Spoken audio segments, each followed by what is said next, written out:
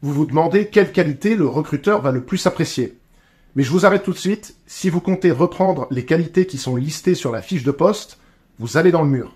Je vais vous donner les 15 qualités les plus intéressantes à citer en entretien d'embauche, et je vais vous montrer comment trouver vos qualités à vous, les qualités que vous avez vraiment. Puis je vous donnerai la structure de réponse parfaite pour convaincre le recruteur et pour l'impressionner sans que ça sonne faux. Mais en 10 secondes, quel est l'enjeu de cette question? Eh bien, de 1, c'est de voir si vous avez compris ce qui est important sur ce poste, et de 2, c'est de voir si vous avez ce qu'il faut. Est-ce que vous avez les qualités et est-ce que vous êtes capable de le prouver? Mais qu'est-ce qu'une bonne qualité? Alors déjà, pour être clair, une bonne qualité, ce n'est pas une compétence technique. Je suis expert d'Excel ou alors j'ai déjà travaillé pour une clientèle internationale, ça c'est pas une qualité.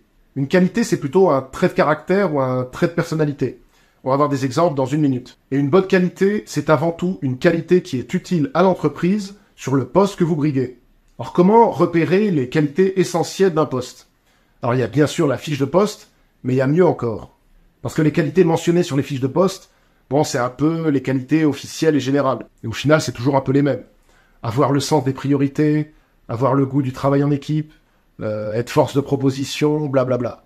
En plus, si vous reprenez les intitulés exacts de la fiche de poste, ça sonnera toujours comme quelque chose qui manque un peu de sincérité. Faut à minima reformuler un peu. L'astuce ultime pour trouver les qualités qui font la différence sur un poste en particulier, c'est de demander à des professionnels.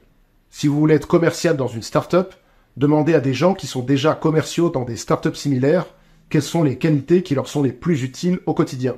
Comme ça, vous aurez des exemples de qualités qui sont plus concrets et qui sont généralement beaucoup plus pertinents. Maintenant, j'ai repéré 15 qualités qui me semblent particulièrement appréciées des employeurs aujourd'hui. Ce ne sont pas les seules, vous pouvez en trouver plein d'autres. Alors les 3 qualités qui sont quasiment toujours demandées sur à peu près tous les postes et dans tous les secteurs, c'est le fait d'être organisé, d'être rigoureux et d'avoir l'esprit d'équipe. Bon, ça, vous n'y couperez pas.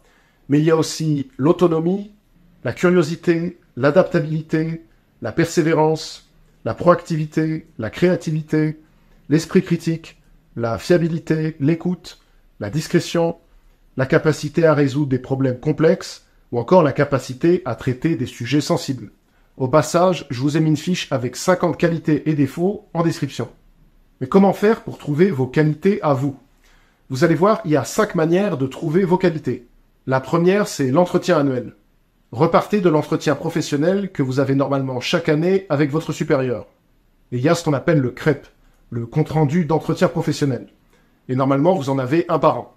Regardez ce que votre supérieur apprécie chez vous et regardez aussi vos axes d'amélioration. La deuxième manière, c'est de passer en revue les temps forts de votre carrière. Partez d'un moment marquant de votre carrière, un temps fort particulièrement remarquable. Puis demandez-vous quelle qualité ça illustre. Admettons que vous travaillez dans une PME. Cette PME est en forte croissance et elle se fait racheter par un grand groupe. Du coup, vous passez d'une équipe de 3 personnes à une équipe de 11 personnes, avec une nouvelle organisation, un nouveau management et des nouveaux objectifs. Malgré ça, vous réussissez à maintenir votre productivité. Eh bien, la qualité que ça illustre, c'est le fait que vous êtes adaptable. Voyez, prenez les grands événements de votre carrière ces 5 dernières années et demandez-vous, lors de cet événement, quelle qualité j'ai démontré. Comme ça, vous avez à la fois votre qualité et un exemple pour l'illustrer. La troisième manière, c'est le fait d'équilibrer une faiblesse visible. Si vous avez une faiblesse qui se voit sur votre CV ou en entretien d'embauche, ça peut être intéressant de s'appuyer dessus pour justifier la qualité qui va avec. Par exemple, si vous êtes resté 7 ans sur le même poste et dans la même entreprise, vous pouvez dire que vous êtes quelqu'un de stable et de fiable. Et votre CV le prouve. Alors la quatrième manière, c'est l'analyse des forces de Clifton. Si vous voulez faire un peu d'introspection avant l'entretien, vous pouvez passer un test qui vous permettra de repérer vos points forts et vos points faibles. Le plus connu, c'est le Clifton. C'est un test de 177 questions qui est censé révéler vos forces dans un contexte professionnel. Alors je l'ai fait et il marche plutôt bien. Par contre, il est en anglais et il coûte quelque chose comme 70 $. Et si vous cherchez une alternative gratuite, vous pouvez essayer ce site-là. Votre résultat d'ensemble est accessible gratuitement, mais vous devez payer pour avoir les détails et les recommandations personnalisées. Ça peut être une bonne façon de vous connaître. Enfin, la cinquième manière, c'est le bonus. Peut-être que vous avez une qualité qui est inhabituelle pour votre profil, et qui est presque en décalage. C'est un bon moyen de vous démarquer parce que vous apparaissez comme une personne rare. Pour ça, vous devez avoir une qualité qui n'est pas classique dans votre métier. Si vous êtes comptable et que vous êtes minutieux, heureusement. Pareil, si vous êtes un commercial terrain et que votre qualité c'est d'être à l'aise avec les clients, c'est classique. Par contre, si on inverse, là ça devient intéressant. C'est un comptable qui dirait « Ma qualité c'est d'être à l'aise à l'oral pour présenter les résultats de notre filiale au siège. » Ou alors un commercial qui dit « Ma qualité c'est la minutie. J'ai un portefeuille de 110 clients dans 6 pays différents et je le mets à jour chaque mois. » Là, ce sont des profils qui se démarquent parce que tout le monde n'a pas ces qualités-là. D'ailleurs, dites-moi les qualités que vous comptez donner en entretien et je vous dirai ce que j'en pense. Maintenant que vous avez vos qualités, comment convaincre le recruteur? Alors voilà comment construire votre réponse. Une fois que vous avez choisi les qualités que vous avez et qui sont pertinentes pour le poste, vous ne pouvez pas vous contenter de dire un truc du genre « Ma qualité, c'est que je suis organisé. » Point, comme ça, parce que ça tombe un peu à plat. C'est pas très persuasif. Donc vous allez répondre en 3 étapes. Première étape, vous donnez votre qualité.